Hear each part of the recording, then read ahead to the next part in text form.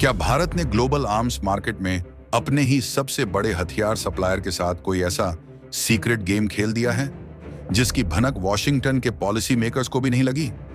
आखिर दुनिया भर के एडवांस हथियारों की कॉपी बनाने वाला चीन भारत की क्रूज मिसाइल ब्रह्मोस के सामने आकर क्यों घुटने टेक रहा है? जिस रूस ने खुद भारत को यह मिसाइल बनाने की तकनीक दी थी, आज वही रूसी सेना युद्ध जीतने के लिए भारत से इसी ब्रह्मोस मिसाइल की रिवर्स सप्लाई क्यों मांग रही है? और सबसे बड़ा सवाल, अमेरिका का वो खतरनाक CAA TSA कानून जिससे पूरी दुनिया कांपती है, वो अचानक भारत के सामने रद्दी का कागज कैसे बन गया? ये कोई हॉलीवुड की जासूसी फिल्म का थ्रिलर प्लॉट नहीं है, बल्कि ग्लोबल जियोपॉलिटिक्स में भारत का वो नया मास्टर स्ट्रोक है जिसने अमेरिका, रूस और चीन तीनों की स्ट्रेटेजिक थिंकिंग को एक साथ उलझा दिया है। सेंटर में है भारत की शान ब्रह्मोस सुपरसोनिक क्रूज मिसाइल। आज दुनिया के डिफेंस मार्केट में एक ऐसा अंडरकरंट चल रहा है जिसे डिकोड करना हर उस इंसान के लिए जरूरी है जो न्यू वर्ल्ड ऑर्डर में भारत के बढ़ते कद को समझना चाहता है।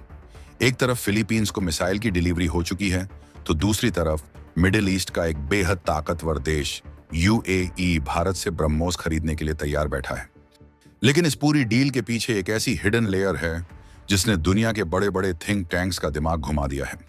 दरअसल यूक्रेन वॉर के बाद अमेरिका ने रूस पर इतने भारी सैंक्शंस लगा दिए हैं कि कोई भी देश सीधे मॉस्को से हथियार नहीं खरीद सकता।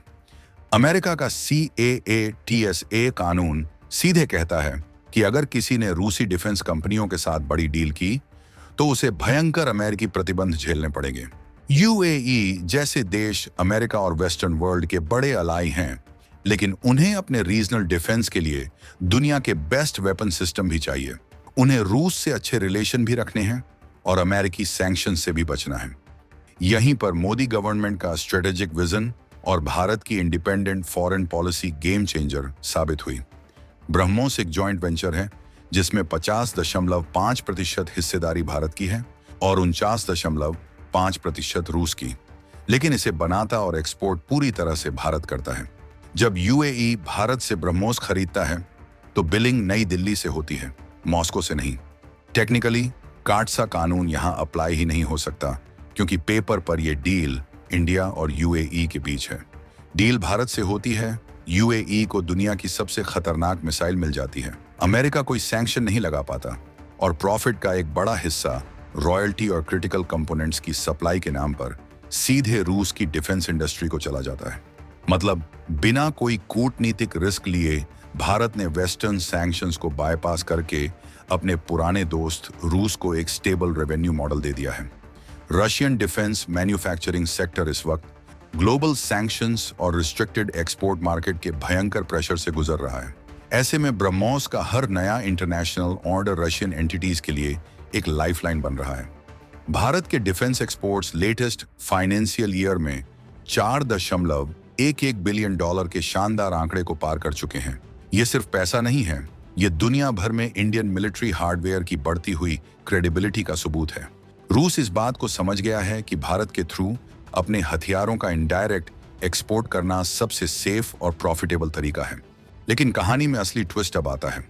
रूस सिर्फ इस फाइनेंशियल गेन से खुश नहीं है। आज मॉस्को के डिफेंस सर्कल्स में एक अलग ही हलचल मची हुई है। 1998 में जब NPO माशिनो स्टोयेनिया ने DRDO के साथ हाथ मिलाया था, तो उन्होंने सपने में भी नहीं सोचा था कि भारतीय वैज्ञानिक इस मिसाइल को उस खतरनाक लेवल तक ले जाएंगे जहां खुद रूस को इसकी जरूरत पड़ जाएगी। 2026 तक की लेटेस्ट रिपोर्ट्स और डिफेंस एक्सपर्ट्स के एनालिसिस ये साफ इशारा कर रहे हैं कि रशियन गवर्नमेंट अपने ही आर्म्ड फोर्सेस के लिए भारत से ब्रह्मोस मिसाइल सिस्टम खरीदने पर विचार कर रही है। भारत ने लखनऊ में जो नई मैन्युफैक्चरिंग फैसिलिटी लगाई है, उससे मिसाइल का प्रोडक्शन तेजी से बढ़ा है। इस मिसाइल का लगभग 70% से ज्यादा हिस्सा अब पूरी तरह स्वदेशी है और यही बात रूस को सबसे ज्यादा इंप्रेस कर रही है। अब यहां एक बहुत लॉजिकल सवाल उठता है, अगर रूस ब्रह्मोस की इस ग्लोबल कामयाबी से इतना बाग है तो वो भारत को रिटर्न में क्या दे रहा है? यहीं से शुरू होता है वो डार्क सीक्रेट जिसने बीजिंग के मिलिट्री कमांडर्स की रातों की नींद उड़ा रखी है। रूस अपनी सबसे खूंखार, सीक्रेट और डेडली हाइपरसोनिक तकनीक यानी ज़िरकॉन मिसाइल की टेक्नोलॉजी भारत को ट्रांसफर करने जा रहा है। ये कोई छोटी बात नहीं है। इसके बेस पर तैयार हो रही है हमारी ब्रह्मोस 2। अभी तक ब्रह्मोस रैमजेट इंजन पर चलती है, जो इसे मैक 3 यानी आवाज की गति से 3 गुना तेज उड़ने की ताकत देता है। लेकिन नई रशियन तकनीक के साथ इसमें स्क्रैमजेट इंजन लगेगा। इसका सीधा सा मतलब है कि मिसाइल की स्पीड सीधे जंप करके मैक 8 तक पहुंच जाएगी। मैक 8 का मतलब है लगभग 9,800 किलोमीटर प्रति घंटा। इस अकल्पनीय स्पीड के पीछे एक बहुत भयंकर साइंस काम करती है। जब कोई मिसाइल मैक 8 की स्पीड से हवा को चीरती है, तो फ्रिक्शन की वजह से उसके चारों तरफ एक्सट्रीम हीट पैदा होती है और वो प्लाज्मा के एक अदृश्य कवच से घिर जाती है। ये प्लाज्मा शील्ड रडार वेव्स को सोख लेती है। नतीजा ये होता है कि दुनिया का कोई भी एडवांस रडार उसे डिटेक्ट ही नहीं कर पाता।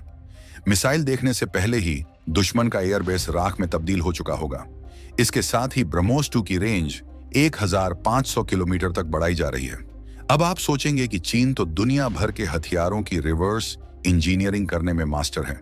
उसने रशियन सुखोई फाइटर जेट्स और एयर डिफेंस सिस्टम्स तक की कॉपी बना ली है, तो वो ब्रह्मोस को कॉपी क्यों नहीं कर लेता? यही वो पॉइंट है जहां भारत की सॉफ्टवेयर सुपर पावर इमेज और डिफेंस इनोवेशन काम आते हैं। ब्रह्मोस सिर्फ हार्डवेयर का खेल नहीं है। इसका एरोडायनामिक्स और प्रोपल्शन भले ही रशियन डिजाइन पर बेस्ड हो, लेकिन इसका दिमाग यानी guidance system, target lock mechanism, avionics और सॉफ्टवेयर पूरी तरह से भारतीय है। भारत ने इस मिसाइल में अपना स्वदेशी G30M चिप लगाया है। ये कोई आम चिप नहीं है। ये एक ही समय में GPS, ग्लोनास और भारत के अपने गगन नेविगेशन सैटेलाइट्स का डेटा प्रोसेस करता है। इसका एन्क्रिप्शन लेवल इतना ज्यादा कॉम्प्लेक्स है कि कोई भी चीनी हैकर इसके सोर्स कोड को आज तक क्रैक नहीं कर पाया है। भारत ने अपना खुद का रडार सीकर डेवलप किया है, जो शहरी इलाकों में सैकड़ों इमारतों के बीच भी अपने टारगेट को प्रिसिजन के साथ पहचान लेता है। हार्डवेयर और आर्टिफिशियल इंटेलिजेंस का ये ऐसा अभेद्य संगम है कि अगर मिसाइल का कोई बिना फटा हुआ हिस्सा चीन के हाथ लग भी जाए, तो वो बिना सोर्स कोड के सिर्फ एक लोहे का टुकड़ा है। रिवर्स इंजीनियरिंग तो बहुत दूर की बात है। चीन का कोई भी एडवांस एयर डिफेंस सिस्टम आज की डेट में ब्रह्मोस को हवा में इंटरसेप्ट तक नहीं कर सकता। ब्रह्मोस के पूर्व CEO डॉक्टर सुधीर मिश्रा ने साफ तौर पर एक्सप्लेन किया है कि इस मिसाइल को डिजाइन ही मॉडर्न एयर डिफेंस नेटवर्क्स को तबाह करने के लिए किया गया है। ये मिसाइल समंदर की सतह से सिर्फ 3 से 4 मीटर की ऊंचाई पर सी स्किमिंग करती हुई उड़ती है। हमारी पृथ्वी गोल है और इस अर्थ कर्वेचर की वजह से रडार की सीधी किरणें इसे तब तक देख ही नहीं पाती जब तक ये मिसाइल रडार होराइजन के अंदर टारगेट के बिल्कुल करीब ना आ जाए। और जैसे ही ये रडार स्क्रीन पर ब्लिप करती है, दुश्मन के पास रिएक्शन के लिए सिर्फ चंद सेकंड होते हैं। लेकिन असली खौफनाक खेल टारगेट से टकराने से ठीक पहले शुरू होता है। दुनिया की नॉर्मल बैलिस्टिक मिसाइलें एक फिक्स ट्राइजेक्ट्री में गिरती हैं, जिनका कैलकुलेशन कोई भी अच्छा रडार कंप्यूटर कर लेता है। लेकिन ब्रह्मोस टारगेट से टकराने से ठीक पहले अचानक एस शेप में टर्मिनल मैनूवर्स करती है। वो इतनी चपलता से अपना रास्ता बदलती है कि चीन के भारी भरकम HQ-9 या S-400 कॉपी वाले डिफेंस सिस्टम के कंप्यूटर्स कैलकुलेट ही नहीं कर पाते कि इंटरसेप्टर मिसाइल को एग्जैक्टली फायर कहां करना है।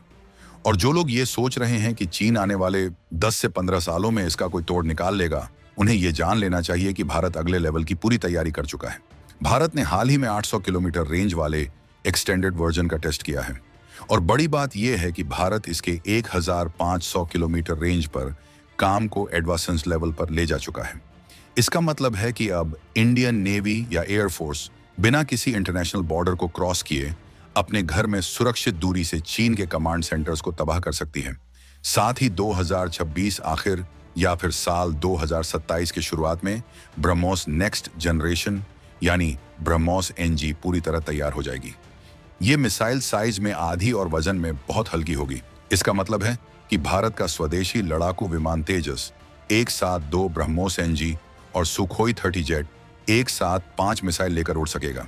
जरा उस खौफनाक मंजर की कल्पना कीजिए जब इंडियन एयरफोर्स के दर्जनों फाइटर विमान समंदर के ऊपर से मैक 3.5 की स्पीड वाली दर्जनों मिसाइलें एक साथ फायर करेंगे। ड्रैगन के पास छुपने का कोई रास्ता नहीं बचेगा। और मिडिल ईस्ट का गेम तो इससे भी बड़ा है।